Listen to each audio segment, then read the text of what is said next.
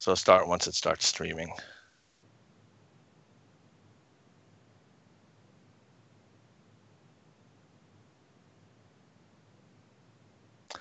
And there we go. We're live. Okay, so welcome everybody to another episode of Secular Jihadists for a Muslim Enlightenment. My name is Ali Rizvi, and with me is Armin Navabi. Hey, Armin. Good morning. Yeah, and we're here on an early morning in 3 different time zones, including our guest for today. So, Armin's over in Vancouver. I'm 3 hours ahead in Toronto, and with us we have Jerry Coyne. And Jerry Coyne is, I guess, 1 hour behind me and 2 hours ahead of Armin. Hi, Jerry. How you doing? Welcome to the podcast. And just a really quick thing for the few of you who may not know who Jerry Coyne is. Jerry Coyne is a renowned evolutionary biologist, and he's the New York Times-bestselling author of Why Evolution is True, which is a very popular book. It's something that I think a lot of our audience is familiar with. And he also has a blog, Why Evolution is True. His most recent book is called Faith versus Fact, Why Science and Religion Are Incompatible, and that's going to be the basis for a lot of our conversation today. He's currently a professor emeritus at the University of Chicago. And what we're going to talk about today is what science is, how it works, what most people misunderstand about it, and why, and I think we're all in agreement on this, why the very concept of faith is fundamentally unscientific. And we'll also get into some of the scientific claims of religion and specific religious scriptures and see where they clash with reason and science. So thank you, Jerry, for coming on again.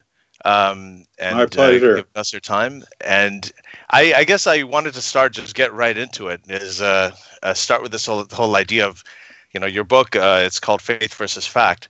And Stephen Jay Gould had this idea of the non-overlapping magisteria, or NOMA, where he said that science has its own realm, religion has its own realm, and they can be compartmentalized. They can be kept separate. Other people will say, science answers the how questions, religion answers the why questions. So why is this wrong? These people were saying that they're compatible and they're separate. Just to kind of start with on the basics. Yeah, well, let me just dispel the most common argument for why they are compatible before I tell you why they're not, which is simply that there are religious scientists and there are science-friendly believers. And people say, well, because you can be religious and accept science at the same time, that means they're compatible. But to me, that just means that you can compartmentalize 2 completely disparate ways of looking at the world in your head at the same time. So I don't accept that argument at all. And we can get into that further. But Gould's argument, which is the second most common argument for why science and religion are compatible, is, as you described it, that they are completely separate in the realms that they cover. That religion covers meanings, morals, and values, and science is the purview of what is true about the universe, what can be found and detected empirically. So that was Gould's thesis, and that was the basis of his best-selling book, Rocks of Ages, which was in 1999.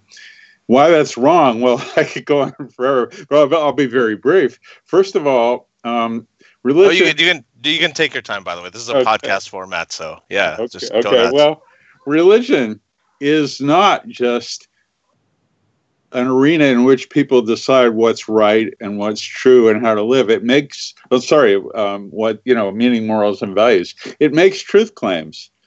For example, Islam makes truth claims that the angel Gabriel, through Allah dictated the Quran to Muhammad. That's a truth claim.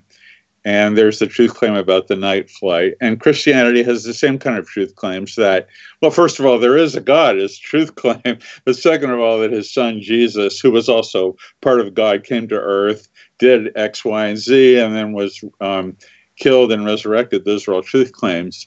And in fact, theologians, the main people that object to Gould's thesis are theologians who recognize very well, and I give evidence for this in my book, that religion is largely about such truth claims, because without such truth claims, you have no basis to adjudicate meanings and morals and values. I mean, what does it mean? It's almost all truth claims because it claims to be the divine absolute truth. That's correct. You talked about the night flight in Islam. This is the Mirage journey where allegedly the Prophet Muhammad flew up to heaven on a winged horse. Mm-hmm. So that is a truth claim. That's a lot of people, they believe that literally. That's exactly how it's thought to have happened. Yeah. And I mean, what does it mean to say that you're a Muslim unless you don't accept things like that? Or what does it mean to say you're a Christian if you don't think that we were born sinful and Jesus's resurrection gave us the opportunity to be pure again? I mean, that's sort of a moral framework which rests on a foundation of empirical claims. So, if you look at the people that object to the Noma hypothesis, it's not scientists. I mean, most scientists are atheists anyway, and they could care less how the rest of the world harmonizes religion and science. Scientists don't deal with that claim. If pressed, they'll probably say something about it. But it's the theologians who really are the biggest critics of Gould's Noma. On the other, sorry, go ahead.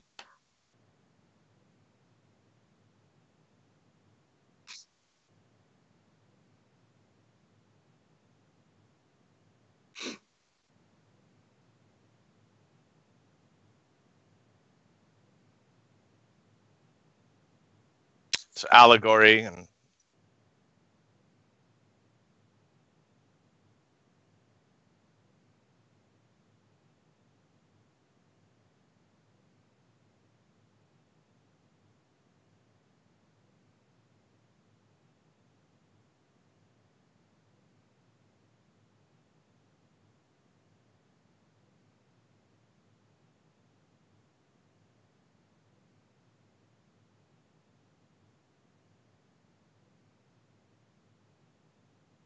Well, I mean, that's one way of doing it. Extremely liberal believers, and I expect there are more of those in Christianity and Judaism than there are in Islam, will take that point of view. But then you're faced with, okay, which set of morals and behaviors are you going to choose if everything is just based on a work of fiction?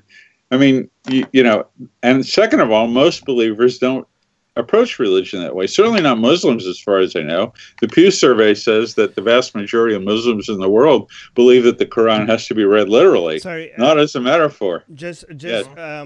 People in the live chat are pointing out that my microphone was not working, so I'm just going to repeat my question just for the sake of the live chat. Okay, guys, can somebody in the live chat confirm that my audio is working now? Sorry about that, guys. I can hear you okay. No, yeah, but it wasn't capturing it on the OBS, but now it should be capturing it. Anybody in the live chat, can you guys, can you confirm? Can you actually, here, I'll fix it. Nobody's confirming. Yes, okay. Oh, okay, there you go. Okay. Yes. So yeah, We're good, I just asked whether what about people that say religion is metaphorical? They look at they're just stories to inspire us to be better about our relationship with other people, about thinking about our own consciousness, thinking about the deeper meaning of things. They're metaphorical. They're not truth claims. They're not claims about actually Jesus being crucified. There's the story of Adam and Eve, Noah. They're all metaphor and are supposed to make us think about our relationship with each other, about our standing within other people, about how we treat each other and all of that. And sorry for having to repeat that, but go on. Shall I repeat my answer? No. Your answer was there. Okay, yeah. And to add to what I said, so first of all, you got to choose which philosophy and morality and behavior that you're going to believe in, and they're not all consonant. I mean, acting as a Muslim or a Christian or a Jew is very different from one another. And so, if you think all your books are metaphorical, then you have to have some reason to choose one code of behavior versus another, and that can't rest on truth claims. It's got to rest on philosophy. But mainly, what you're describing is not the way most believers take their religion, except you're describing a very small subset of extremely liberal religionists. So Muslims, for example, and and I said this before, I believe that most of them in surveys think that the Quran is supposed to be read literally, not metaphorically. And we know that in America, since more than half of our inhabitants that are Christians are creationists, they're not taking the Bible metaphorically either. They're taking the creation story of Genesis 1 and 2 literally. Second of all, their morality comes from not a metaphor, but from certain things that are written down in Scripture. For example, in Catholicism, they have a set of dicta that comes from the Scripture about abortion, about women keeping their mouths shut in church. And the same thing in Islam. I mean, the Hadith, I guess, and probably the Quran, I haven't read it in a long time, dictate that you should kill apostates, that you should kill non-believers, that homosexuality, which is a sin in Catholicism, is also something to be punished with death, as is adultery, and women are inferior. Now, where does that come from if it's not from the literal words of Scripture? When justifying these behaviors towards gays, towards women, towards abortion, they take words out of the Scripture. So, there are a subset of liberal religionists that say, yeah, it's all a metaphor. But I don't even think the most metaphorical or metaphorizing Catholic would say, yeah, I think Jesus' resurrection was just a big story and it didn't happen. Even the liberal Catholics that I've met, that's their non-negotiable in terms of being a Catholic, that there was Jesus, that he did things, that he was resurrected, and that resurrection had a particular meaning. Yeah, I agree with that. I think that when it comes to the resurrection, that's pretty much it's their rock when it comes to their faith. I actually read. I used to read. I still do. Andrew Sullivan a lot. Andrew Sullivan's the writer who he's a gay Catholic, and he used to be a Republican, used to be conservative, right. But now he's more a centrist. And he had a blog for many years, and it was a fantastic blog. And I think he's a brilliant writer, but. He really took the metaphorical and allegorical aspect to probably. I think he probably pushed it further than anybody else I'd seen. But he just believed that being Christian meant being a good person and so on, and he used to interpret the Bible extremely metaphorically, so that it was almost like the entire Bible was full of Rorschach tests. I remember. You could just interpret. Yeah, he's not your average Christian, or he's Catholic. He's definitely not. I remember I got into a dust-up with him about Genesis and Adam and Eve. He used to quote you quite a bit on his blog as well. Yeah, he did. I don't know. Am I allowed to curse on this podcast? Yes, please. Okay, so I remember he criticized me about Adam and Eve, and he said, well, nobody believes in this crap anymore. That's not the curse word I'm going to use. I'm going to quote him exactly. He said, has Coyne even read the fucking thing? And he was referring to Genesis 1 and 2 and saying, well, the metaphorical meaning of those chapters is obvious. But it wasn't so obvious to Thomas Aquinas or any of the early church fathers, because all of them, and many up to the present day, see, Adam and Eve as real people. Now they may differ on how to interpret that. I mean, they could have been honorary Adam and Eve. That's one liberal interpretation of it. But right to this very day, at this very moment, evangelical Christians are fighting about how we interpret Adam and Eve in the face of the palpable fact that evolutionary genetics says they could not have existed. So I would go back to Sullivan and say, have you read the fucking church fathers, like Aquinas, or Tertullian, or all those people who read Genesis, and they were by no means dumb people, and they saw this as a literal thing that happened, and many Christians still do. It amazes me that some people think that these were originally written to be metaphorical, given that at the time that they were written, believing in such nonsense wasn't unusual.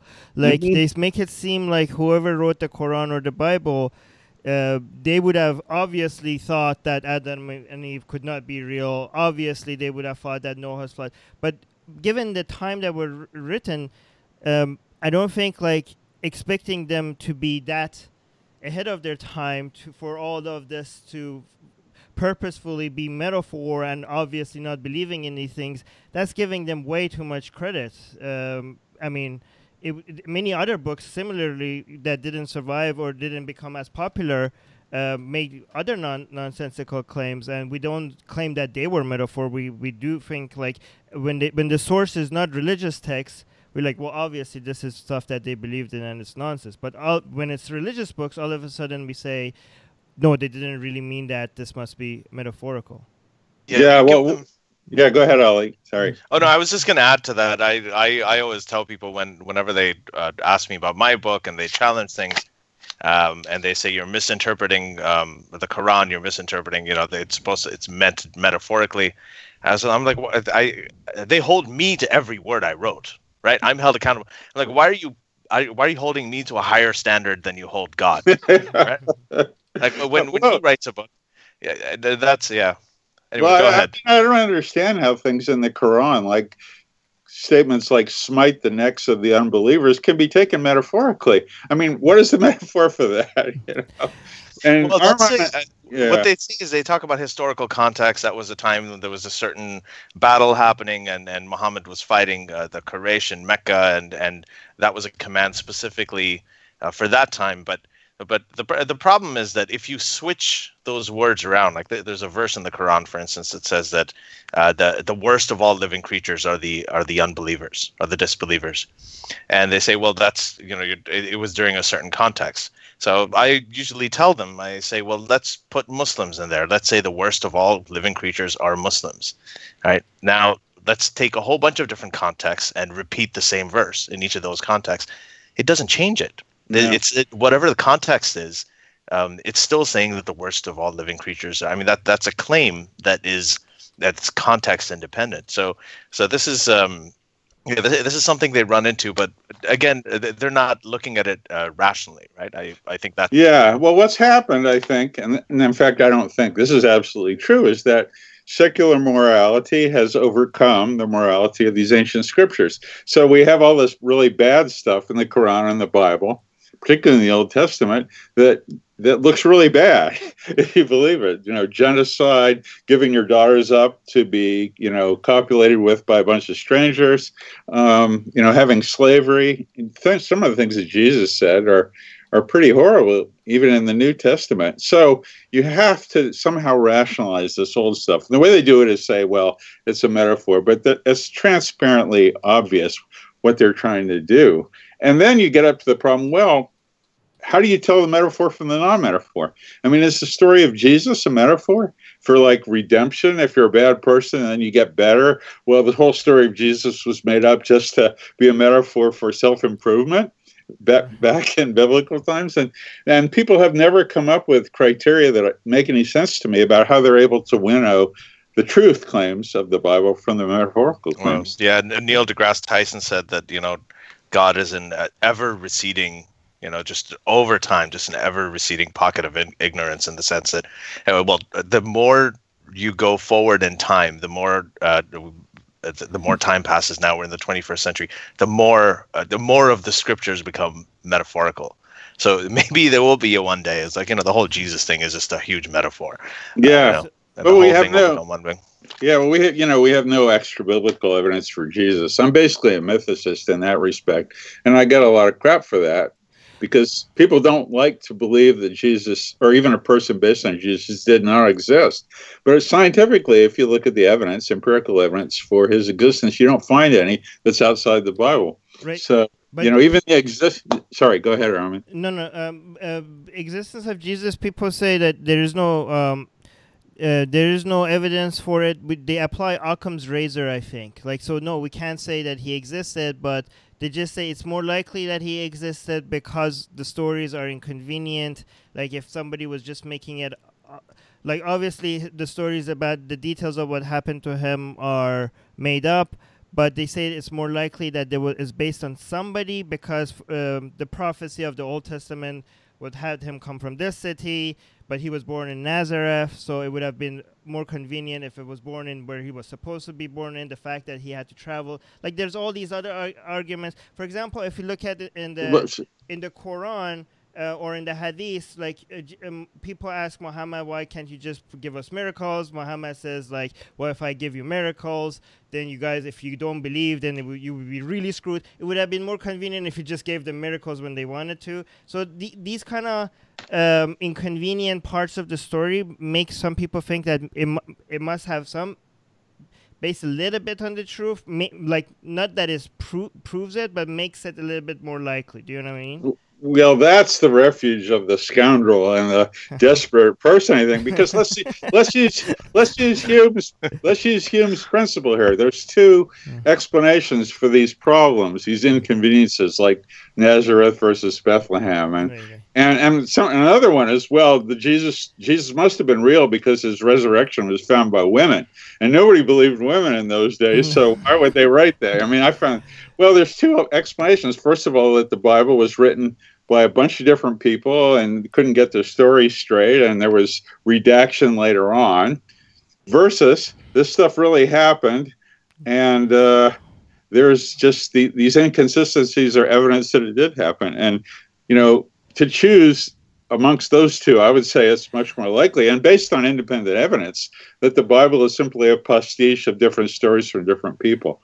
Well, no. I mean, there's a huge difference. When the second story about his resurrection being true, that's Occam's razor will not side with that, because that's an unnatural thing that bends the laws of the universe, right? So, no.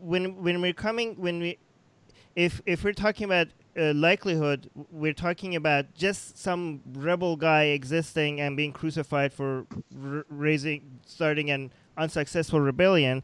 That is not like an extraordinary claim, right? And no, we're still not saying that it happened. We're just saying that if we're just going by likelihood, so I'm not making. I actually don't know if this is true. I'm just saying the atheist biblical scholars would say that it's likely. But if we talk about the resurrection, whether the resurrection happened or not, that's very unlikely. Occam's razor will never side with that. But just somebody existing, having a rebellion, and then being crucified for it, that's not an extraordinary claim. You don't really need big, like, it's not. Well, I mean, what you're doing is telling me what you think is more likely than not, based on what's written in a work of fiction.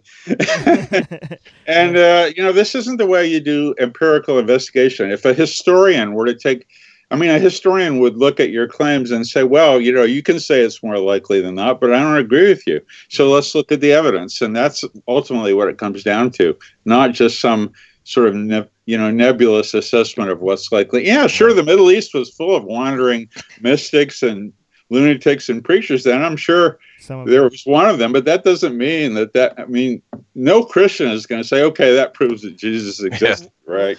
Anyway. Sorry. Okay, so we have a Patron question. It says, how does science prove that those truth claims didn't actually happen? Can we prove that natural laws are consistent and never broken by God? Well, there's two questions there. The second one is, we can't prove anything in science. First of all, that's the first misconception. All we can do is get better and better explanations for reality that predict what we see. But we don't have absolute proof in the sense that we have in mathematics, where, Pythagorean theorem you can prove. We just have better and better explanations. So how do we prove that the laws of physics have not been contravened?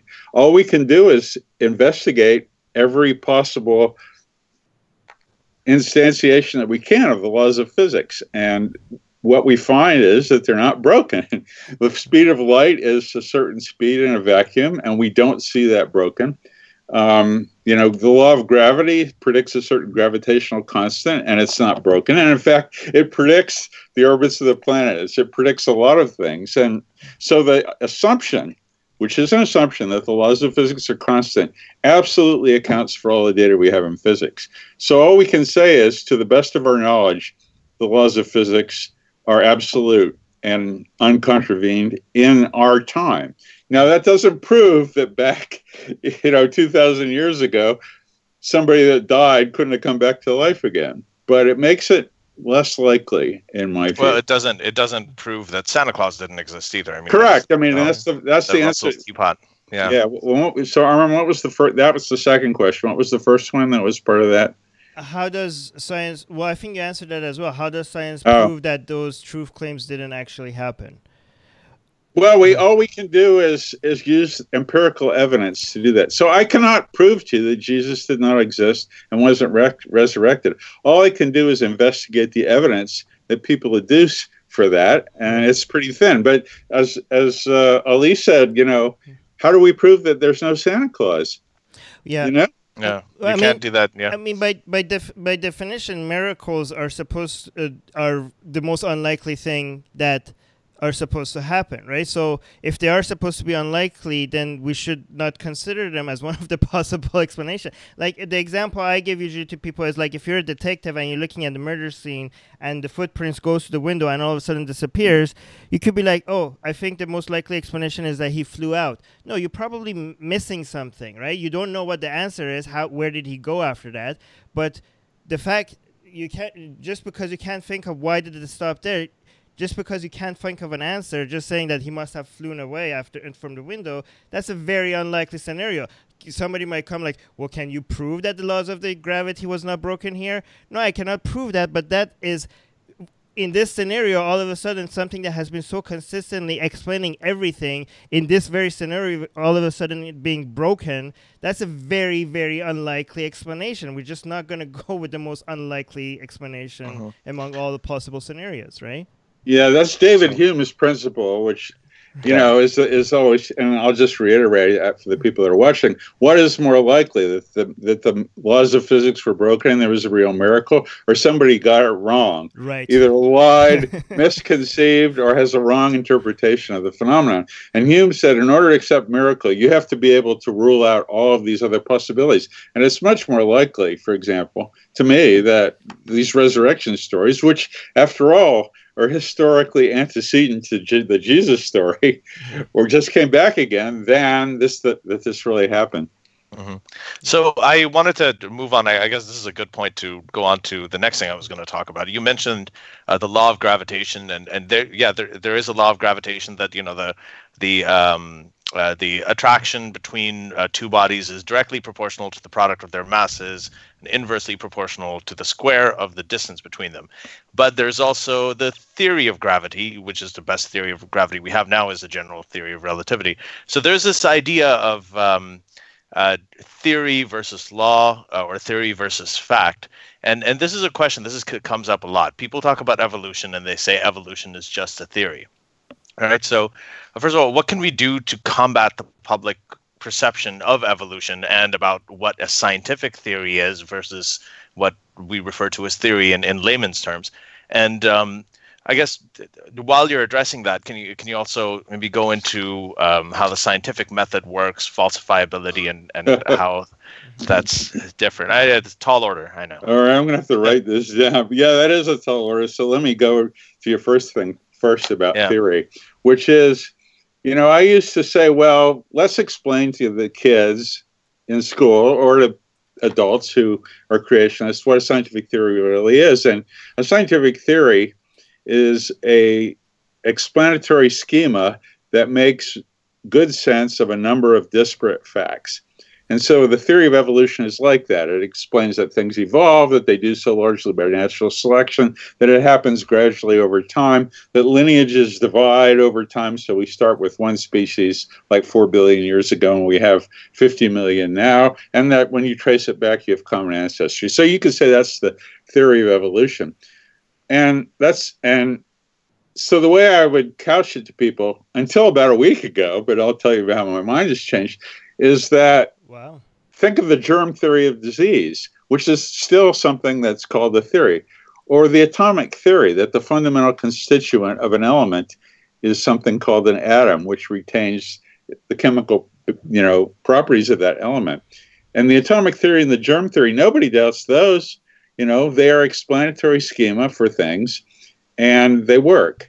When you get, for example, a streptococcus, and you go to your doctor and he says, well, you're going to need some powerful antibiotics. You don't say, well, It's just a theory. It's only a theory, the germ theory of disease. I mean, the fact is that theory is a fact. And I changed my mind about all this last week when I think Richard Dawkins had a tweet which says something like, it's time to stop describing evolution as a theory and just say it's a fact. And the more I thought about that, the more I thought, yeah, that's the way we should do it. If you want to go into this idea of theory, yeah, you can say what a theory really is, and it's going to go over people's heads, and you could use some comparative examples like the germ theory. But why don't we just say, because this is true, that evolution is a fact. You can say it's a theory, but it's also a fact. It happens to be a true theory. So, try to dismiss it on the basis that it's only a theory is a profound misconception about the nature of the evidence for evolution, or for gravity, or for physics, or for germs, or for atoms. Well, you were. May I ask a question from the? Sure. Go ahead. Okay, go ahead. so there's this question. There's also two questions in the live chat from our patrons, but one question from our Facebook group for our patrons only. This one is from Brad. He's saying, what amazes me is scientists, doctors, engineers, etc., who believe in God. How do such smart, informed, ground individuals continue to believe in an afterlife with no proof of its existence? I think you mentioned compartmentalization, but some people but I don't know if that fully explains it, because some of them actively try to think about these things scientifically, and they write books about it, and they say science proves God. They see God in DNA, they see God in nature, and so I don't know if they're completely separating it, but what's your explanation of such people? Well, first of all, I have a two-part explanation for that. The first is, as you rightly say, people want empirical confirmation for their beliefs. They are not completely able to compartmentalize the things based on faith and things based on empiricism. So that's why, for example, there's still expeditions to Mount Ararat looking for Noah's Ark. That's why religious scholars are so desperate to show that Jesus really existed as a person, even though the evidence is as thin as this piece of paper for that. It's because they really, and that's why National Geographic every month has an article about, tracing the footsteps of Jesus in Jerusalem. This could be Jesus's tomb, or this could be the house of Jesus, because they really want that there. It's impossible for them to absolutely separate what their faith tells them from what they want to be true. But second of all, there's there's two other explanations. Indoctrination, which is very powerful. You're taught a lot of your religious beliefs when you're a kid, and it's hard to get out of that, especially in view of the evolutionary hypothesis that we have neurological networks that train us to believe what we're told when we're young. And once that's in there, it's hard to get out, even when you're an adult. So we have people like Ken Miller, for example, who's a devout Christian and a scientist at the same time. We have people like Francis Collins, head of the National Institutes of Health, who's, a very good scientist. He was head of the Genome Project, and yet he's an evangelical Christian.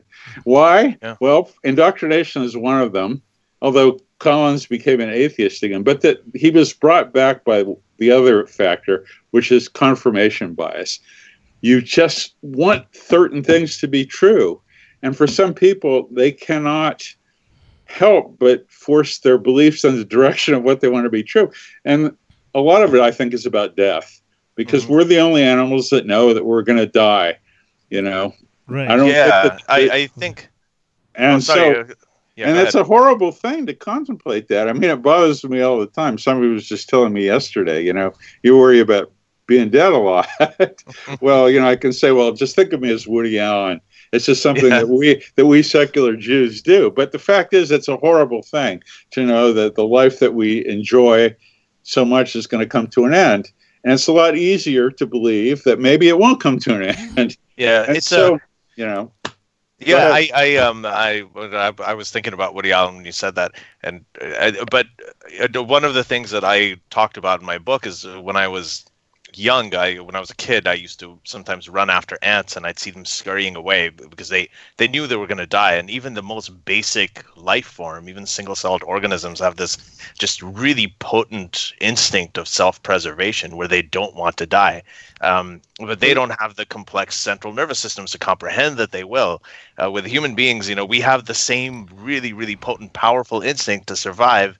But at the same time, we also have the knowledge that we are all going to inevitably die one day, and that's a really, really tremendous conflict to have to deal with. Emma is asking, does Jerry think that Islam is comparable to other religions in terms of religious texts being central to morality? I don't know if you know much about Islam, dude. Well, yeah, I've read the Quran. Right. I was horrified by it, as any reasonable moral person would be. And I just got another copy because when I did that, people told me, "Well, you didn't read the right Quran. You have to read it in Arabic, or you're not reading it right." It's not going to be enough if you go waste your time and learn Arabic. Then they're going to be like, "Well, you're not a scholar."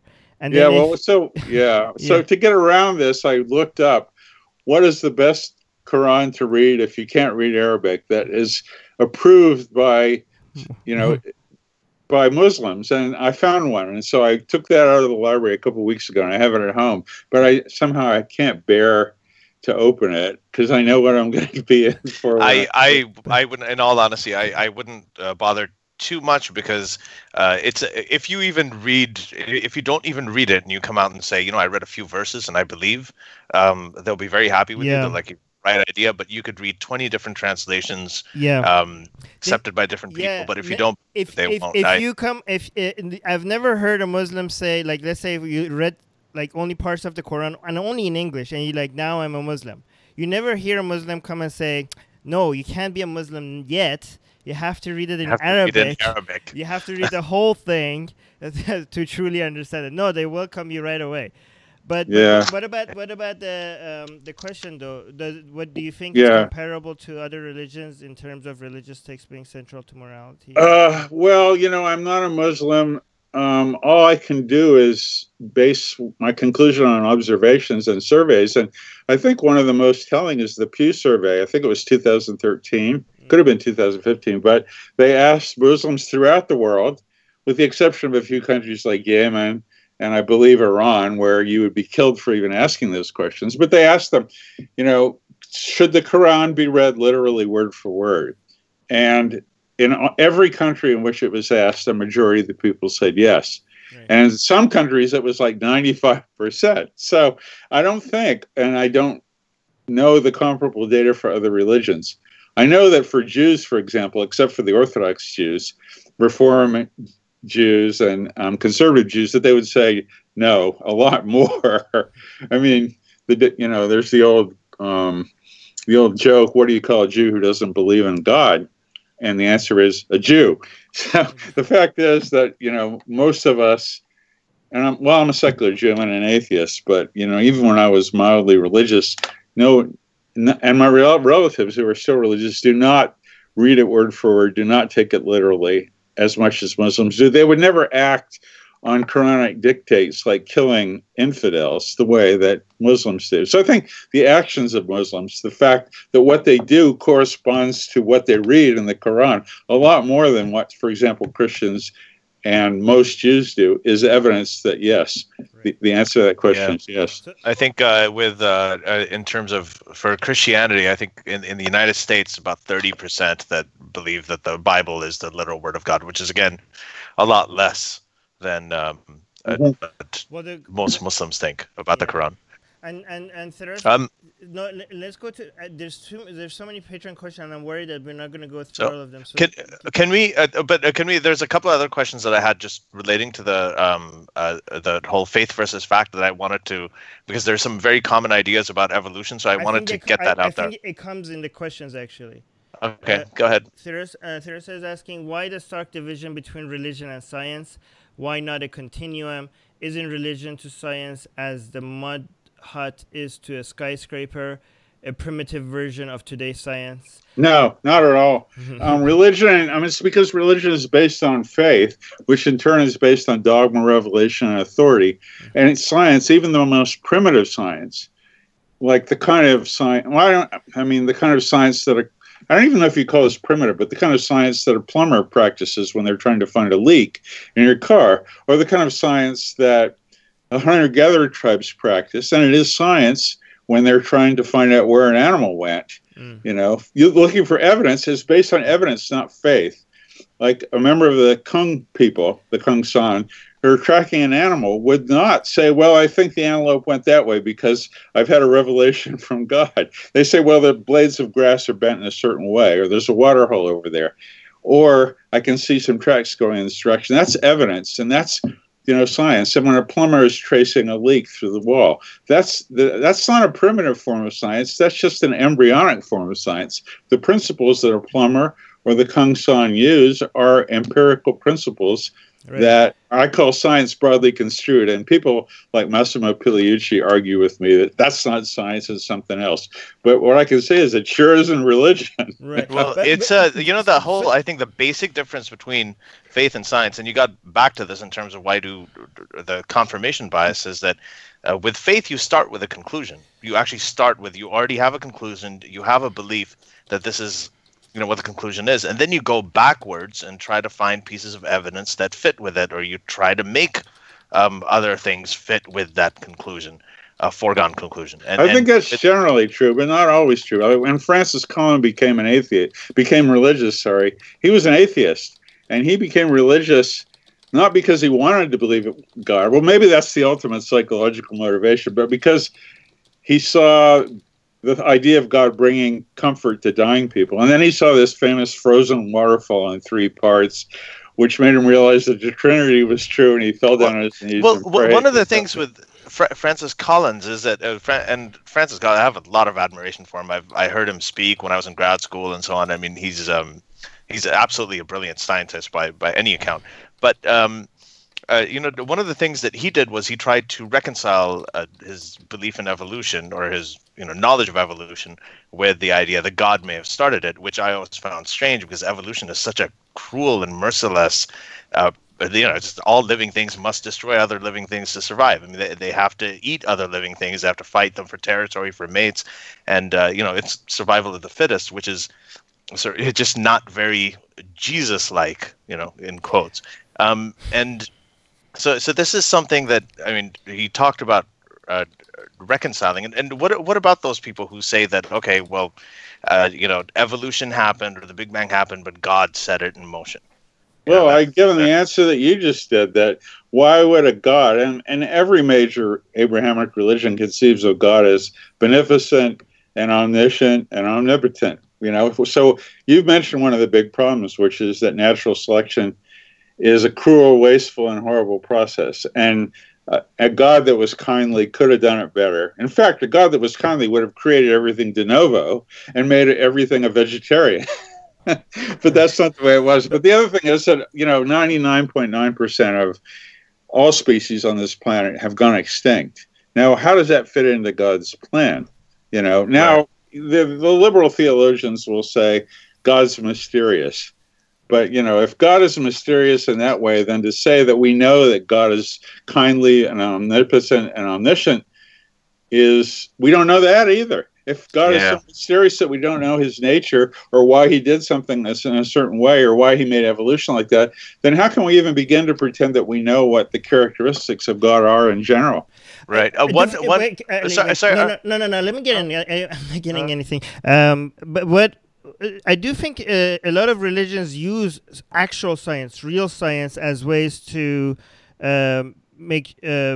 make their religion seem more legitimate. Like they used to do that. I mean, when they looked at the stars, when they look at the stars and actually observed their movement and the planets, they predicted their movements and used it as a way to make it seem like they have some understanding of some divine connection with whoever is the creator of the universe, right?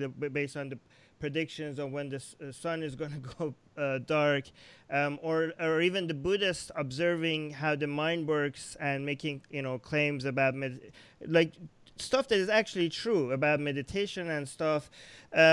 So But that doesn't prove God. No, I mean, it doesn't prove God, but they are sometimes doing actual scientific observation, but their explanation for that is that they are special, and because so it's kind of like using science. Actually, do you know what I mean? Is that something you see happening? Yeah, well, I mean, we talked about this a short while ago, that believers can't completely separate their faith from their need to find some kind of empirical substantiation for that faith. So, they'll use the Big Bang as an example. Well, that's the creation.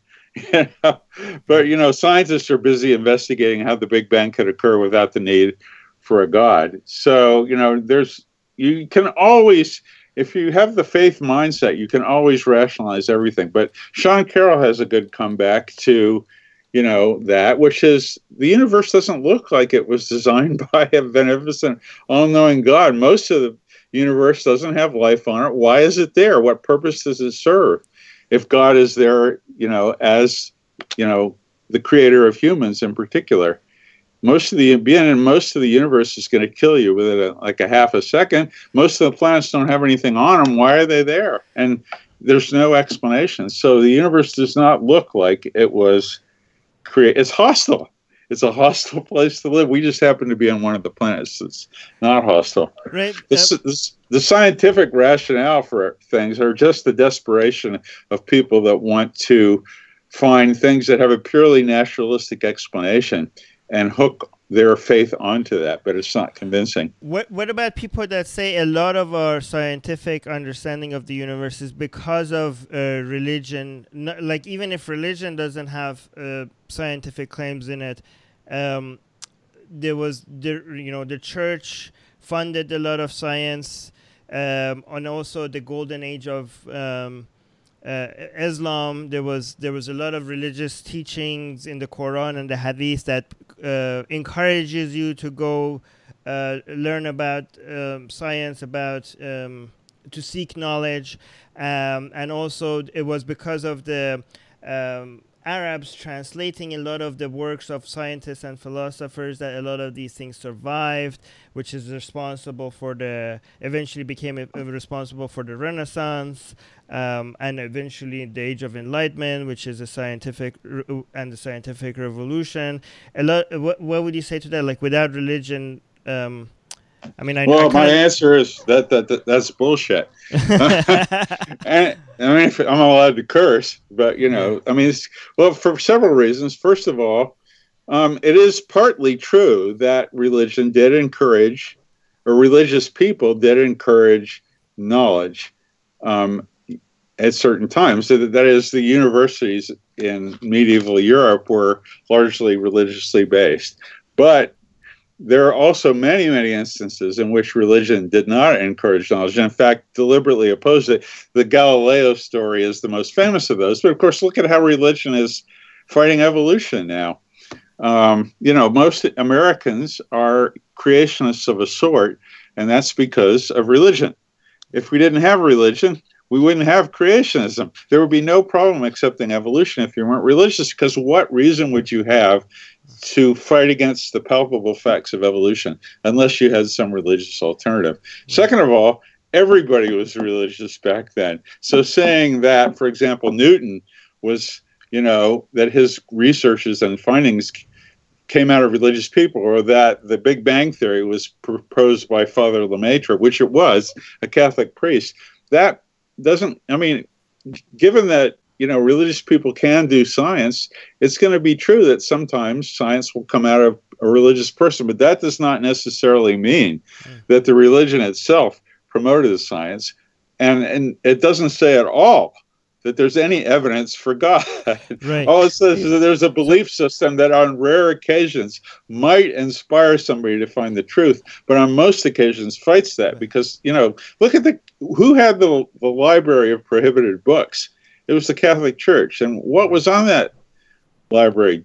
Darwin, all kinds of books by scientists. I mean, if religion was encouraging science, why did the Catholic Church forbid its religionists to read so much science? Let me respond to what I think these people have to show is that without religion, none of this would have happened, right? Like, that's what they cannot show. In fact, most of what happened is that these scientific advancements happen in spite of religion, not because of religion. Yeah, I mean, it's like the Islamic Age of Enlightenment when they say that, well, Islam brought all of this stuff like optics and algebra. I mean, it really didn't. It was these people who happen to be Muslim. It's like saying, for instance, it's not Judaism didn't bring about relativity or the photoelectric effect just because Einstein was a Jew. The gravity has nothing to do with Christianity. So these people made these discoveries and actually broke beyond religious dogma. And they did it despite their religion. They didn't do it because of their religion. It's kind of like finding cat-loving scientists and then claiming that loving cats and owning cats as pets encourages scientific understanding. Well, it does. I think if you have cats. Actually, it could. It could. But I wanted to get back to some of the common sort of myths out there, especially when I talk about evolution to people in the Muslim world. Is one thing I try to talk about is the antimicrobial resistance, right? So antibiotic resistance. So the way that this happened, try to explain it as briefly as I can, is that when penicillin was first discovered, it was used to kill a lot of bacteria and treat a lot of diseases that were caused by bacteria. And then what happened was that some of these bacteria became resistant to penicillin because penicillin has something in it called beta-lactam, and these bacteria started producing this enzyme called beta-lactamase that would destroy the drug. So they became resistant to it, and then they evolved. So some of these bacteria that had the mutation for beta-lactamase evolved to be able to become resistant, and they obviously survived. And this is evolution that we've seen happen in a matter of decades. So it's a definitive proof that it's happening. You can watch it happen in front of your eyes. But whenever we bring up this example, the evolution deniers come up with this idea of microevolution. Yeah, they say, well, they're still bacteria, even if they're resistant to antibiotics. Right. Yeah. So this is actually a very common thing. They're like, oh, you're just talking about microevolution. So they've taken a fact that is observable and they've dismissed it as this is microevolution. What we're talking about is macroevolution. So what are microevolution, macroevolution? Is this a real concept? Is this something, are they completely misquoting it? They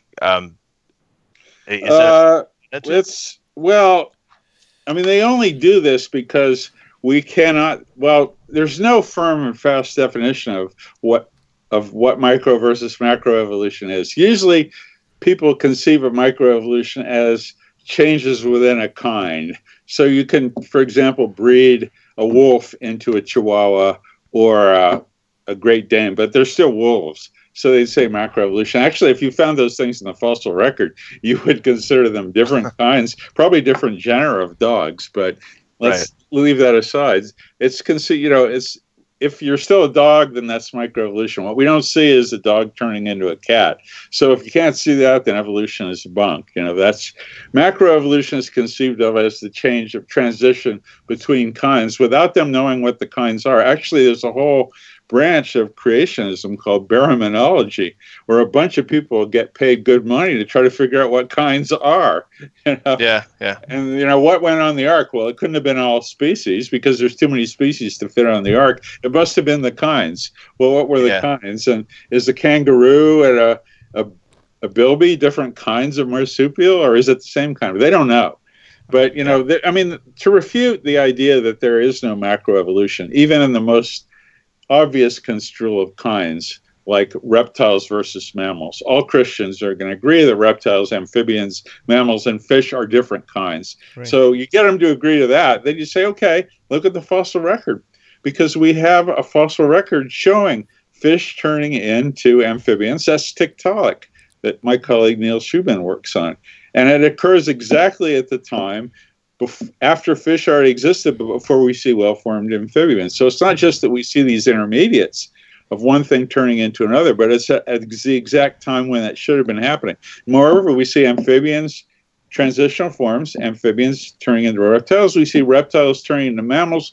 We have forms so intermediate between reptiles and mammals, they're called mammal-like reptiles, that you can't use a classification to say whether they're mammals or reptiles. JBS Haldane, just responding to that really quick, JBS Haldane actually said, that just to your point, that what would disprove evolution isn't the gaps in the evolutionary theory, but if you find a rabbit in the Precambrian. Right, yeah. So if we did not find any transitional forms, or if we found the transitional forms at times when they shouldn't be, for example, if we found Australopithecus, transition between us and our ancestor with the chimps, if we found that 50 million years ago in the fossil record, that would be a serious blow to evolution. So, the evidence for macroevolution is not that we can see it happening, because we can't. It takes millions of years to make a huge change in a plant or animal. It's that we see its traces in the fossil record exactly the way we should. It's that we see in the bodies of animals remnants of their ancestry from, for example, our human genome contains 3 dead proteins that chickens use to put yolks in their eggs. We have yolk proteins. We do not express them because humans don't have egg yolks. We, nourish ourselves in the placenta. How do you explain that unless you say we evolved from an ancestor that had egg yolks? That's macroevolution. So when people say they believe in microevolution and not macro, this is what I say, and let me know if this is actually true. Makes sense. My response is like, well, if you believe in microevolution, then a lot of added up changes. How is that not going to lead eventually to 2 populations not be able to with each other? If you believe a species could change over time, little by little, if we separate 2 populations, they're eventually going to change enough so that they can't breed with each other, and that, by definition, makes them 2 different species. But species are still microevolution. For example, 2 species of fruit fly in my lab that are reproductively incompatible, that they would say it's still microevolution. But your point is right, that there is no theoretical or conceptual barrier to the little changes becoming big changes given enough time. And it's been expressed in some meme on the internet, like microevolution says that 1 + 1 can equal 2. But it also says that 1 + 1 + 1 + 1 + 1 cannot equal 5. And it does not make any sense. Yeah, it makes no sense. Yeah, and creationists have not ever given a reason why there should be these limits to the evolutionary process beyond which it cannot go. They have not provided an explanation for that. And that's one of the profound arguments against microevolution. You need a theoretical reason why there has to be kinds between which you cannot evolve. Yeah. But the strongest evidence, I think, is still that we see macroevolution in the fossil record, and we see it in the genomes of organisms that live today, and there's no other explanation. I mean, don't most of them accept that dogs, we have made dogs from wolves, right? And and if we can do that over such a short period of time, why nature can't do that over a much longer period of time? Well, I will play you, Armand, and say, well, I'm going to be the devil's advocate here. A dog and a wolf are just the same kind, so that's not macroevolution. Well, look at how different they are from wolves, though. Like, if they're very look at a Chihuahua and a wolf, right? So if you can get that, then why can't you get such a period of time? Then how can you not get from fish to mammals? This is within very short period of time. If you can, and they accept that. Most of them accept that dogs came from wolves. So I don't understand.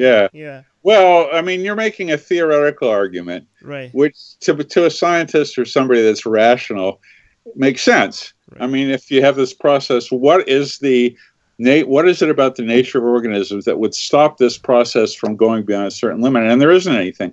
But, that's not convincing to a lot of people. And that's why I tend to glom onto the empirical data, that we actually can see these macroevolutionary transitions in the fossil record. Here's one of them, Tiktaalik. Here's another one, a mammal-like reptile.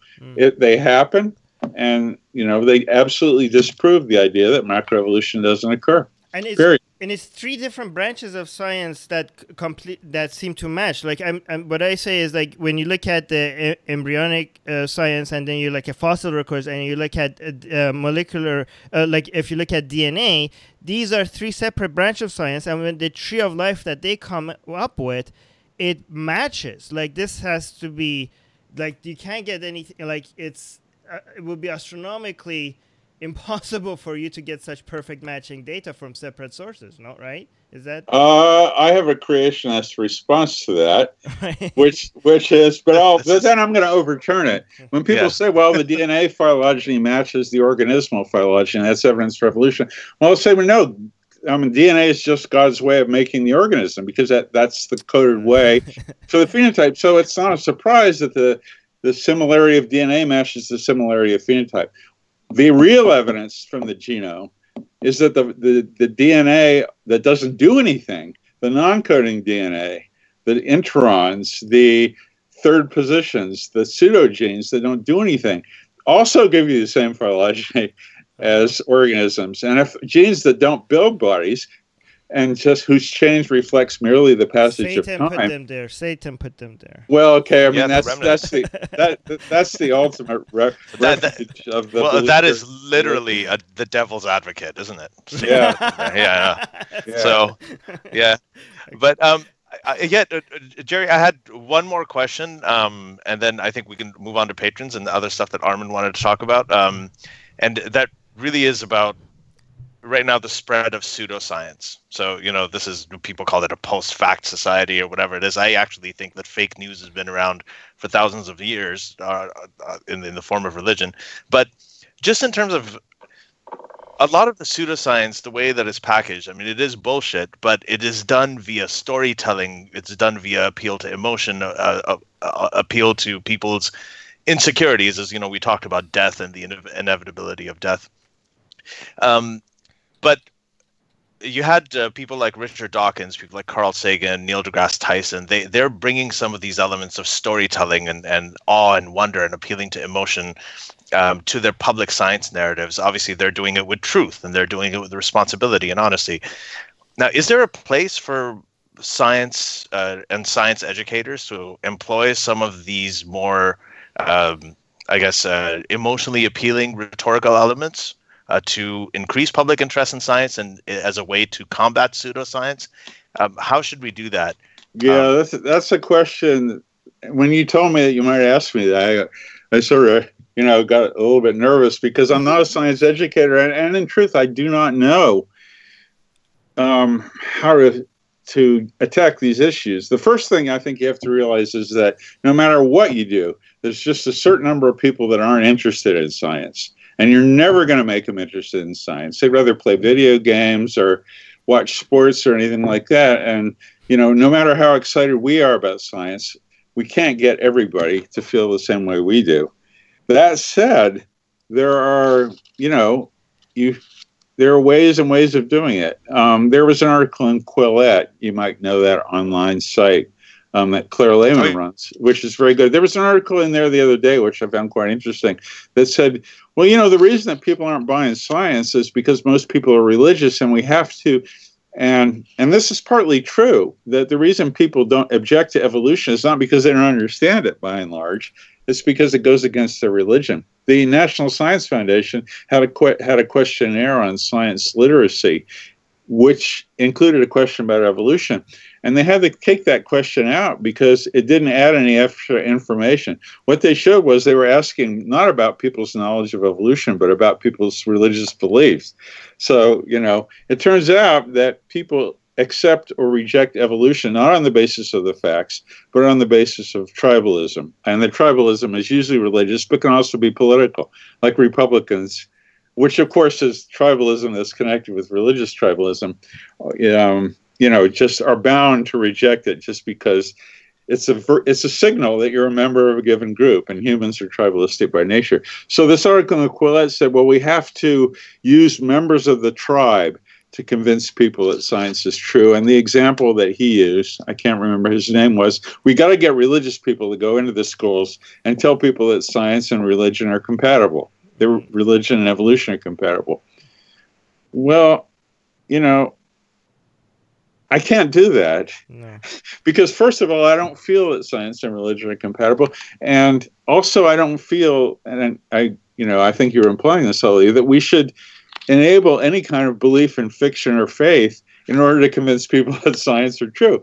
You know, because I wasn't. Just to no, I don't think that. you were implying that. I think that you were saying that that's how some people think it should be done. Yeah, and that there's another way, which is to use, you know, imagination and sort of spirituality of a non-religious sense to teach evolution. Yeah. Well, let me. I'll give you an example. So I want to sort of zoom out, and instead of getting into the real details of science and scientific theories, it's just the element of curiosity in studying nature. So one of the things that I do when I sometimes talk to Muslim audience, especially children, is that I'll tell them, even if you do believe you do believe that there's a creator that created everything, right? The best way to get to understand that is by studying nature, right? And studying nature, being curious about things, figuring out how they work. And when you do that, there's a name for it, and it's science. And the language of science, it isn't Hebrew or Aramaic or Arabic. It's mathematics, and mathematics stays the same wherever you are. It doesn't matter if you're in Israel or the West Bank or, you know, at the moon. Elements like that bring. I mean, it's not dishonest. It's not dishonest. I think it's responsible. You're still trying to get them to be curious about the world. And, you know, you're saying that not everybody's interested in science. There is a basic curiosity that people have about how things work. And I think that one of the most sinister things about religion is that it quashes that curiosity. Yeah. So I think maybe framing it in that kind of way and getting people interested in science. And this is another thing that Armin, just one more thing, is Neil deGrasse Tyson, you know, he once talked about how children, you know, every kid is a scientist. Yeah, like, you know, they want to break an egg and see what happens, but we always tell them, don't do that, don't touch that. So we kill their interest in that way as well. It's not just by religious indoctrination. So I guess with some of these public science educators, they're using these elements that are emotionally appealing. They're very inspiring to people, and that gets people very interested. And we've seen this in the last decade with all the new atheist books and so on, that people have gotten more interested. So yeah, on that level, is there? Well, let me ask you a question before I go on. When you teach young Muslim kids that the best way to investigate the nature of religious belief is through science, doesn't that make you an apostate? Not religious belief. I'm saying what I tell them. I say, supposing you believe in God, if you believe in God, and supposing you think that He created everything, well, why not, instead of going to a book thousands of years ago, why not look around you, and whatever you believe is creation, is study that. And that's the nature of that is science. And the idea is to get them to, once you get them going on that path, at least for me, this is what happened, is that eventually you realize you get exposed to these ideas you would not be exposed to. You get exposed to science and evolution and the Big Bang and all the stuff that you would not be exposed to if you stayed in the religious realm. I'm gonna answer your question. No, it doesn't make them an apostate, because as long as you believe in Allah and Muhammad as his prophet and the Quran as the direct word of God, even if you ignore the teachings, you're technically still a Muslim. Maybe not a good Muslim, but still a Muslim, right? So what you're doing is you're making people ignore Islam, even though they're Muslim. Like just like a lot of, so you could be a Christian that believes in Jesus, but you could be like doing nothing that makes you sound or look like a Christian. But as long as you believe in Jesus as your Lord and Savior, as long as you believe in that, even if you don't act on it, you're technically a Christian, right? So it's being a Muslim is based on belief, not really based on practice. Okay. That's why as kids we were told that most Muslims are going to go to hell. They're still Muslim, just very they suck at being a Muslim. Yeah.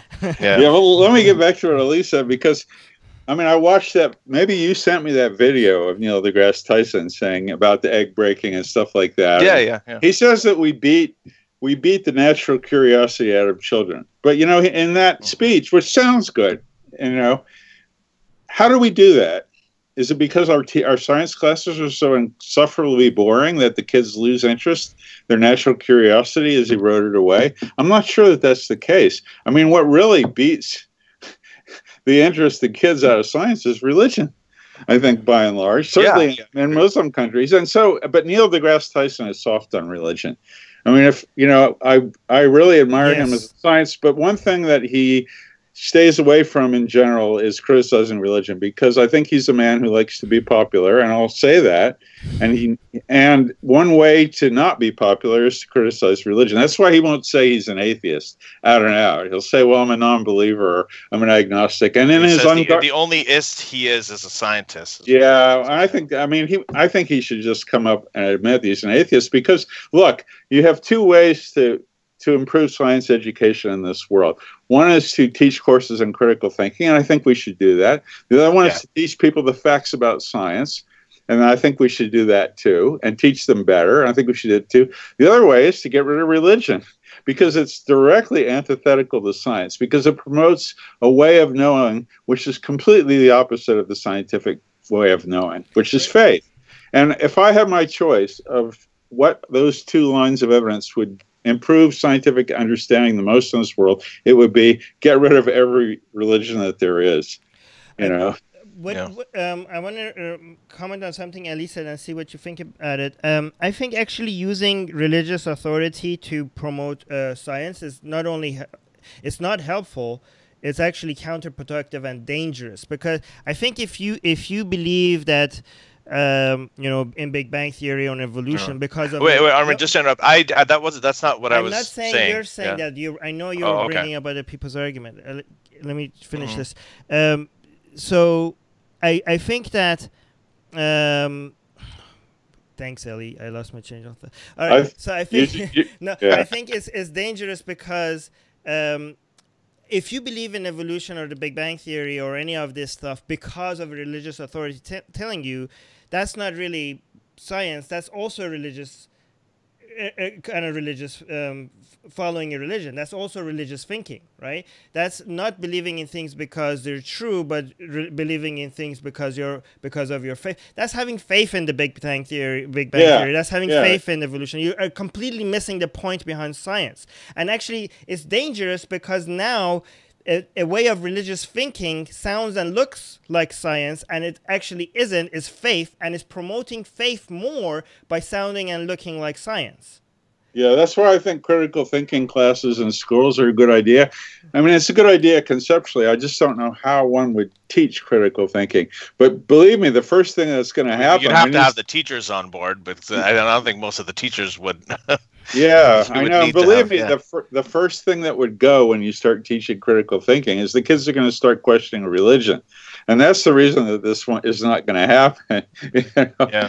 I mean, it's very interesting. I do a lot of Skyping to classes about why evolution is true.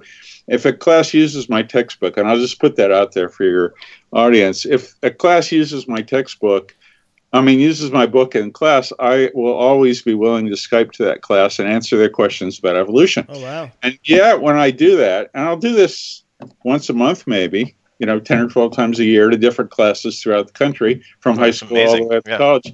And I'm there to answer questions about evolution. 70% of the questions, at the minimum, are about religion. Oh, wow. This not about evolution. They want to know how religion comports with evolution. They want to know, because they've heard I'm an atheist, they want to know why kids are really curious about this stuff, and they're just looking to hear somebody's views on it that are not the pablum that they're fed every day in church and by their parents.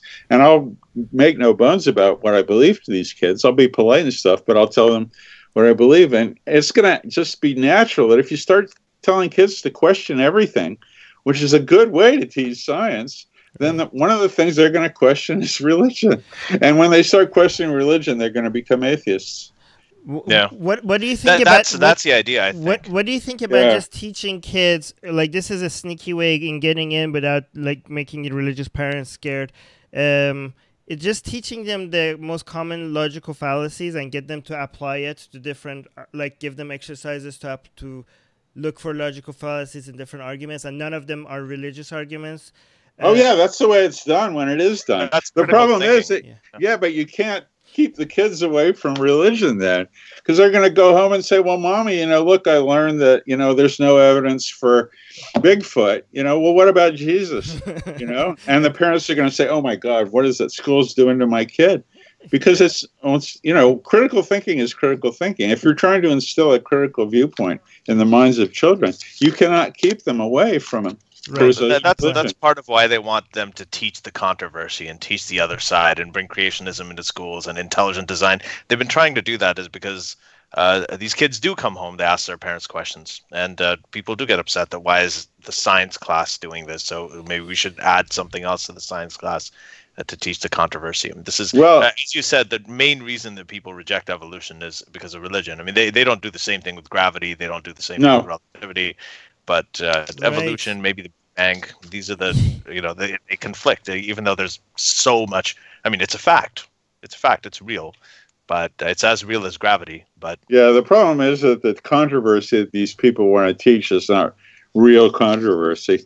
I did teach the controversy class at the University of Maryland. I'll just briefly describe that. It was called Creation versus Evolution. And I acted as both a creationist and an evolutionist. So on Monday, it was Monday, Wednesday, Friday. On Monday, I go in and teach something about evolutionary biology, for example, radiometric dating, or the nature of the fossil record. I'd give the evolutionist evidence for evolution. And on Wednesday, I'd come in as a creationist, and I'd say, well, you know what that guy told you on Monday about radiometric dating? That's all bullshit. Because look, here's a living snail that I can date at 12,000 years for you. So that shows that all this radiometric dating stuff is a bunch of crap, And then on Friday, we'd all sit down as a group and we discuss the to and fro, And, I'd say, well, why was that snail dated at 12,000? Well, it's because it was building its shell out of limestone that, had ancient carbon in it, And what happened in that class, which was one of the most satisfying classes I ever taught, and I assayed the students, not by name, but do you accept creation, do you accept evolution, before the class started. And at the end, I also made every student who was an evolutionary acceptor debate as a creationist, because we had class debates, so they got to, do the other side. At the end of the class, every person that accepted evolution at the beginning remained believing in evolutionary biology. None of them became creationists, and a lot of people went from the creationist camp to the evolutionist camp. So, so critical thinking can work, But I think it does. It absolutely, yeah. I mean, turn all the creationists into evolutionists, because there are some people who are so religious you can't move them. Yeah, it's not always going to happen. But we have about 15, 20 minutes left, so I wanted to we get have to so many patron questions that we need to get to. That's what I was going to get to. Yeah. So okay, I was saying let's just take some of the patron questions, because one of them from Mars. No, you have to go. Theresa asked a second question. Isn't science today still ultimately seeking? Do you want to ask that? You have a better So from Teresa Palia, isn't science today still ultimately seeking a unified theory for the purpose of defying death? Isn't this all just an evolution of the same impetus? Well, I'm not quite sure. The evolutionary theory for the purpose of what? A unified theory for the purpose of defying death. No, exactly. Science doesn't. I mean, what science is doing is trying to find ways of making us live longer. But, you do that in various ways. If you have heart disease, you put a stent in. If you're fat, you exercise. There's no unified theory that's being sought to defy death. So I'm not really quite sure I understand that question. Yeah, I didn't completely get it either. But, so from Mars Chung, Mr. Coyne, what is your take on relative morality based on religion versus objective moralism, tied to Sam Harris's arguments about well-being? Religions tie their ethics to their particular truth claims. I think Steven Pinker argues that morality must be based in realism. I want to give Theresa some. I think I know what she meant. I think she's saying basically, aren't we all trying to do the same thing at the end of the day, defy death? I think that was her point. Like religion, religion, science. Oh, okay, yeah. The unified theory thing. That confused me. Yeah. Yeah. Okay. Well, yeah, nobody wants to die, except that, I put that question out to my readers once because I said, I don't want to die.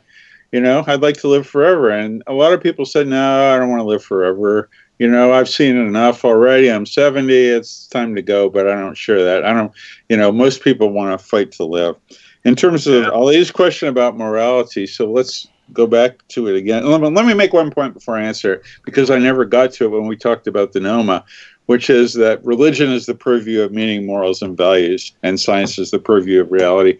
Well, the fact is that religion is not the sole purview of meaning, morals, and values, that there's a whole history of secular morality, beginning with the ancient Greeks, if you consider them secular, but certainly people like Spinoza, Kant, Hume, and in our day, John Rawls, John Stuart Mill, who adumbrated moral systems who were atheists.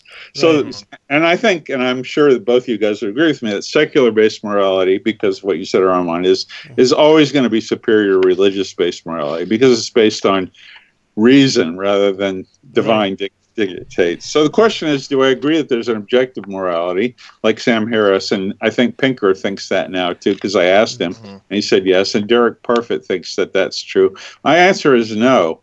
I don't think there can be an objective morality.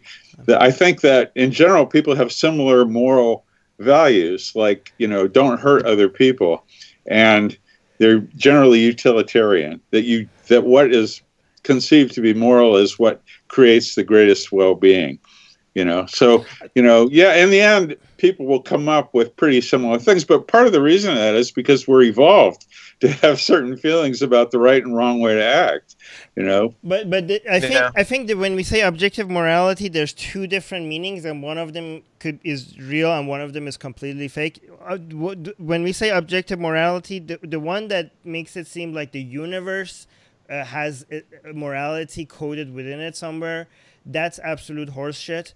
But the other one is that meaning of objective morality is that if by morality we mean increasing well-being, then there is a better way of getting to it, and there is a not so good way of getting to it, and that becomes a scientific question. If we define the goal as increasing well-being, then scientifically we can figure out which methods work better and which methods but don't. Defining the goal of morality as increasing well-being is a preference. It's not an objective source. So exactly. So let me give you an example of why that's wrong, or why it doesn't work all the time. What about animals, for example? How do we weigh? If we're going to increase well-being, shouldn't we all be vegetarians? Because you're causing suffering of animals. How do we weigh, under any objective scheme of morality in which you take as a given the increase in well-being, how do we weigh the well-being of animals versus the well-being of human beings? You can't. You can't. So the definition of morality part, that part of it, the definition of what is well-being, that part is not objective. That part is preferential. But once you define it, whatever your definition is, the method of getting to it, that's objectively there's a better way to do it. Yeah. If you can define well-being. Right. But how, again, okay, so we say that the objective of morality is, and again, this is a preference. This is not an this isn't science. This is the subjective workings of what humans think the world should be like. If we define that as well-being, then how do we weigh the well-being of a chicken versus the well-being of a human being? There's no objective way to do that. We cannot get inside the mind of a chicken and somehow comport that with our own minds. Right. So there's no way to But do you agree that? And I think do you agree that? I think when they say objective, they're referring to that method part. Like I agree that there's no objective definition of it, but do you agree that whatever the definition is, like let's say my definition or your definition of well-being is different, but whatever definition there is, the part of getting to that part, at least that part of it, the method of getting to it, objectively there's a better way, and there's a I think that's what they're correct. Okay. Yeah, but that I'll agree with, but I don't think that's what these people mean by objective morality. What they think that certain moral dictates can be arrived at objectively. What you're saying is that once you arrive at what's desirable or moral, then the way to implement that becomes an objective act.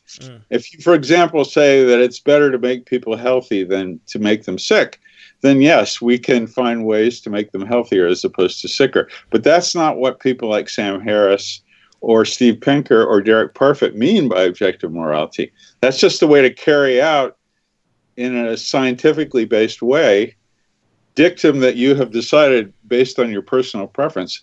I mean, again, how do you weigh health versus wealth?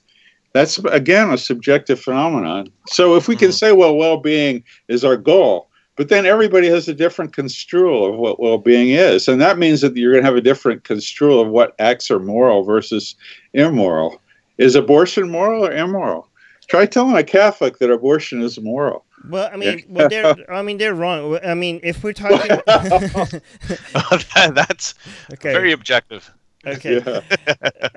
If we're talking about well-being, fetuses are not self-aware, so killing them is not neither are infants until the age of maybe 17, 18 months. Yeah, I hate to say this here, but but their mothers are. Okay. But see, a Catholic would say, well, what about future well-being?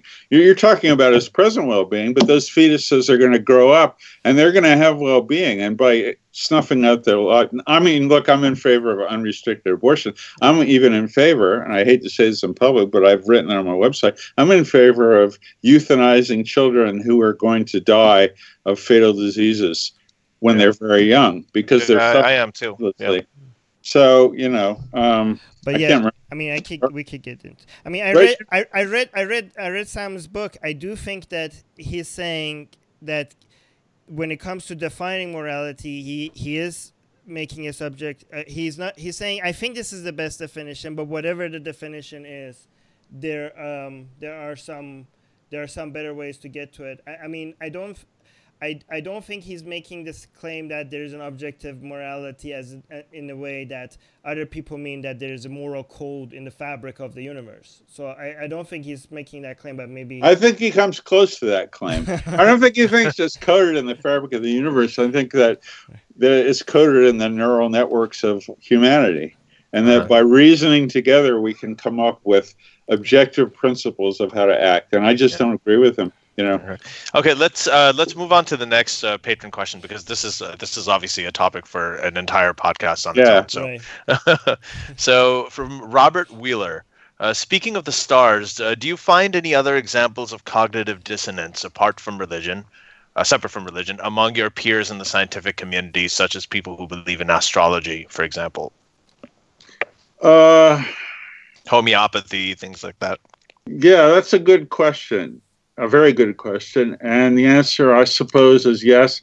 I know scientists or people that are science-friendly who believe in homeopathy and certain forms of alternative medicine that have not been tested scientifically. So, for example, when I was in China, in Hong Kong, lecturing about a year and a half ago, I met a woman who was all down with science, and her husband was a hematologist who practiced Western medicine. But when he came home, he rejected all that, and he himself used traditional Chinese medicine of the sort that was not efficacious. In fact, I got really raked over the coals by my sponsors at the Hong Kong Literary Festival for criticizing traditional Chinese medicine, because they said, and look, maybe some of it works. But, the only way we're going to know it's going to work is by using the Western scientific method. Right. People have told me, for example, that acupuncture may be efficacious in cases of lower back pain. Well, fine, I'm willing to believe that if I can see the data. But certainly a lot of traditional Chinese medicine does not work. And I had a group of young Chinese medical students from Hong Kong come up to me after that lecture and thank me and say, how many people that we've seen in the terminal stages of cancer that we could have cured if they had not relied on traditional Chinese remedies before. So, in terms of, and vaccination is another one. Although I don't, scientists by and large are a pretty critical group. I don't know any scientists that are anti-vaccination. There are some people like Bill Nye. He says he's a scientist, but he's not really. Who were anti-GMO at one point. Yeah, the GMOs. I know a lot of people. Yeah, he Bill. was changed Yeah. recently. Okay. Yeah, and then scientists came out and said, "Look, Bill Nye, you're screwing up here because there is no evidence that genetically modified organisms are harmful in the way you say they are." And then he realized, "Oh, I better get on board with this, or I'm going to lose my cred." Well, it's actually quite the opposite. I mean, Yeah. Norman Borlaug was the grandfather of essentially the GMOs. In a sense, and he's credited with saving over 1 billion lives. And one of the reasons that we don't have the kind of famines that we had as recently as the 80s is because of GMOs and the fact that we can grow food in places and climates that we couldn't do before. So the GMO myth, actually, I think that is probably the most common sort of pseudoscience. Most Actually, no. that More common than that is that organic food has more nutritional value than non-organic food. Yeah, that's more common than GMO. That's bullshit. That's true. Yeah. But there are sometimes that's true. Okay, but not in general. I mean, you just can't go for anything labeled organic and assume it's going to be better for you or something like that. You can just bet that it's going to be more expensive and it's going to rot faster as well. Yeah. Right. So, Jerry, next question is from Simon. He says, what are your thoughts on Evo-Devo? And I think he's talking about evolutionary developmental biology. Is that what they're talking about? Yeah. Well, that's a pretty broad question because that's like asking me what my thoughts are about biogeography or what my thoughts are about biochemistry. I mean, Evo-Devo is the study of the evolutionary underpinnings and basis of developmental biology. And it's been a very valuable, I mean, people have said that development has been left out of evolutionary biology for a long time. And that's not really true, but it is true that it was one of the fields that was later, we incorporated evolutionary biology later than other fields like biogeography or genetics. But that's only because it was hard to understand development. We didn't have the tools to do that until recently because it's largely biochemistry, and micro dissection and things like that. It's been very, very interesting field. It's not going to overturn evolutionary biology. I mean, people thought that Evo-Devo was going to create a revolution in the way that we looked at evolution.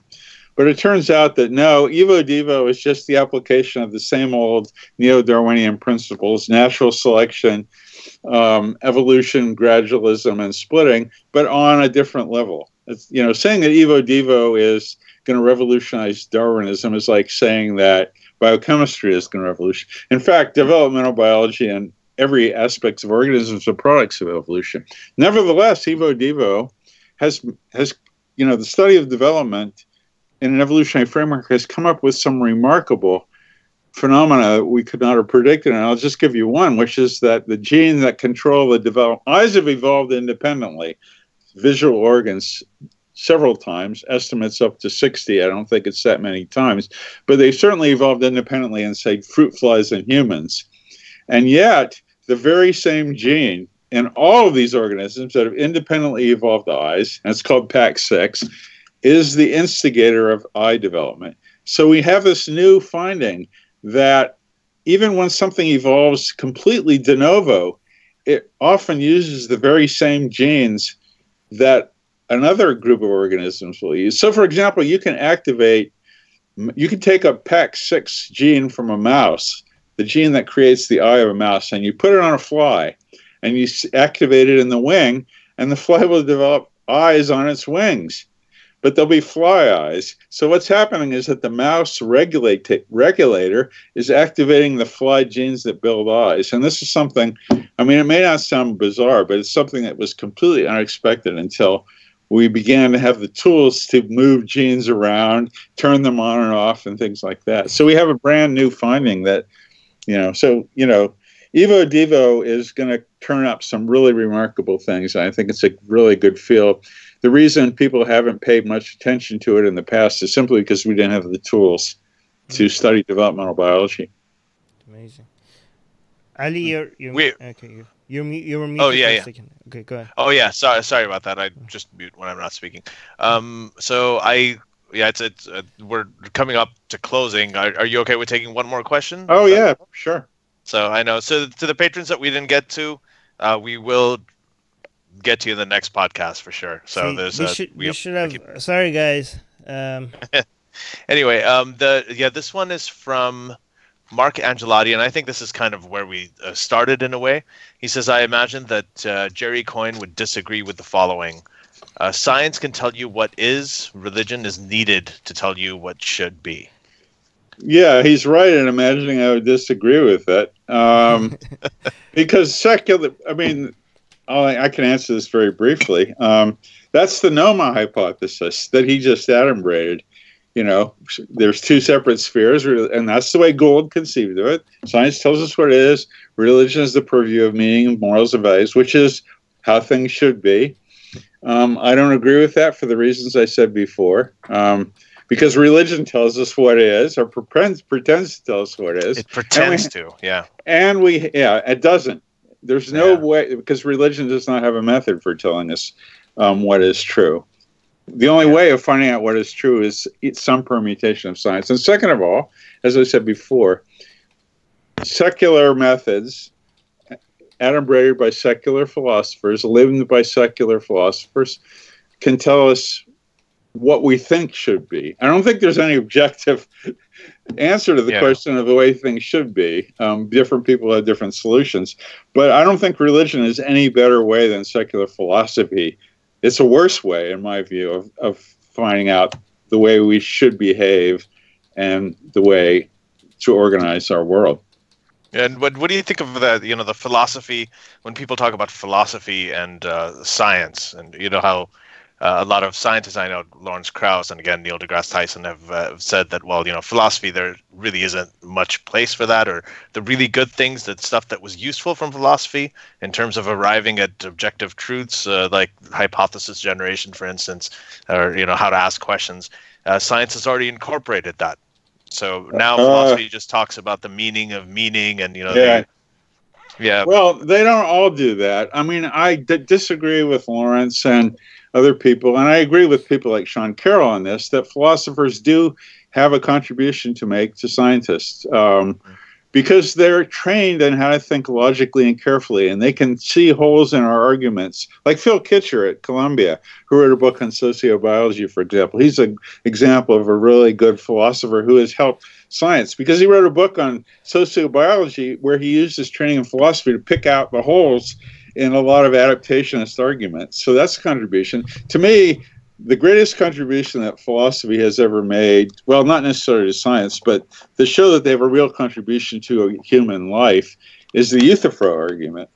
That morals cannot come from God, because if God told us to do something that was really bad, like killing somebody, we wouldn't do that just because God told us to do it. Which means that there's a series of things that we think of as right or wrong, which are antecedent to God. And that completely dispels the argument that morality comes from religion or can come from religion. All I have to say is, would Allah or God tell you to go kill your son or kick a dog? And you'd say no. But what if Allah did tell us to do that? And you'd say, well, I wouldn't do that because he's good. Well, that means that there's a notion of good and bad that is antecedent to a conception of God. You're not getting your morality from it. You're using your morality to correct. Interpret it, right? And that argument was made by Plato thousands of years ago. And that, to me, is one of the great contributions, not necessarily to science, but as a contribution to social discourse.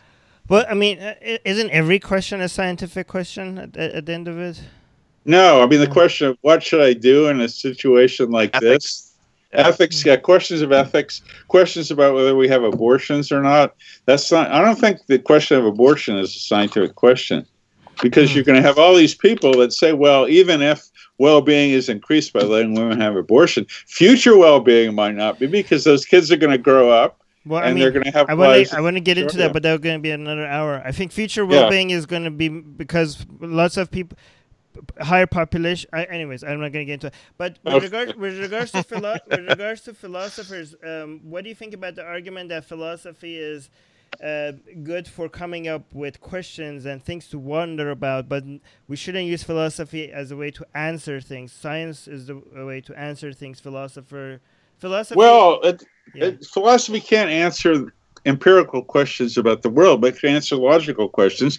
And one of the logical questions that it answers is the one I just said, that morality is antecedent to religion. And we know this because of this logical train of thought. Well, if you did this, if you said God told you to kill your son, like, he told Abraham to kill Isaac, that's the logical train. What philosophy cannot do, and philosophers will admit this, they cannot tell you what's true about the universe in general. They cannot tell you what's empirically true, but they can work out the logical consequences of certain beliefs. And that's a form, mathematics is a form of philosophy. You start with assumptions and you work out the consequences. And to deny that the Pythagorean theorem is a form of truth, I think, is being a little bit extreme. So, I'm still thinking about the question of ways of knowing and what that really means. And are there ways of knowing beyond science? My answer in general is not really, if you mean knowing what's true about our cosmos. But knowing about what's true about mathematics is a way of knowing. And I'm still at odds with this question. My understanding, my way of thinking is that every question is a scientific question, but I forget that's going to be a 2-hour podcast if you want. Well, let me ask you: should I have peanut butter or tuna fish for lunch? Well, it goes back to what we were discussing before. I think that whatever you do is because of the purpose of increasing your pleasure, right? And basically, the answer to that, once you come up with a measurement for pleasure, the answer to that is also going to be a scientific. Oh, but there's also health. What's more important is that it's a health. Whatever you weigh, whatever method you come up with measuring it, there's going to be a best answer to it, and to figure out that best answer, that's a scientific question. I think Ali is right here. Yeah, I'm kind of taste versus health. There's no objective way to say, well, I'm going to be happy because the tuna is going to be better, but maybe because I put mayonnaise in it, it's going to marginally reduce my life by 20 minutes. You want to avoid stress ulcers? Because we can't come up with the best definition, that doesn't mean there's not a best definition out there for it. Well, I think that let's just say what I would say is that with, like you said, with the abortion thing, the question itself is I don't think it's a scientific question, but I think it can be informed by science. We can use the more we know. And that part I agree with, but I don't think that the science itself is going to answer that question for you, but it will help you by giving you the information that you need to absolutely. Depending on what you want. If you say that we shouldn't abort fetuses because they feel pain, well, there's ways to investigate that question scientifically, and that can change your mind about your moral views. So I agree with you. Okay, so we're going to this could go on for hours. Yeah. I know Martin and I have been both we're both fighting to get in questions, and we've had the patrons, and it's just been really, really dynamic and exciting. Yeah. So Jerry, thank you so much. Thank you. Yeah, thanks a lot for coming on, and we really appreciate this. Well, I had fun too, so I hope your listeners got something out of it and some fodder for them to think about. Yeah, actually, our patrons are mentioning in the live chat that it's so great to have you, Emma, Robert, Mars, Simon. They all are so thanking us for having you, and it's such an honor to have you. Like, I can't believe that we have you on our podcast. So thank you for giving us the time. Thank you, appreciate it. Sure, my pleasure. Yeah, right. Yeah, and keep up the great work. We love your blog. We love following you and everything. Oh, how can people find you actually if you want to follow your work? Oh, well, the website is just called whyevolutionisttrue.com, and Why Evolution is True is just one word run together. Okay. Or they could just Google Jerry Coyne, because it has all the links on my Wikipedia page to like everything I do. So awesome. Yeah. Perfect. So there you have it, guys. Thank you for another great episode, and thank you, patrons. Thank you, Jerry. Thanks, everybody. Thank you, Armin.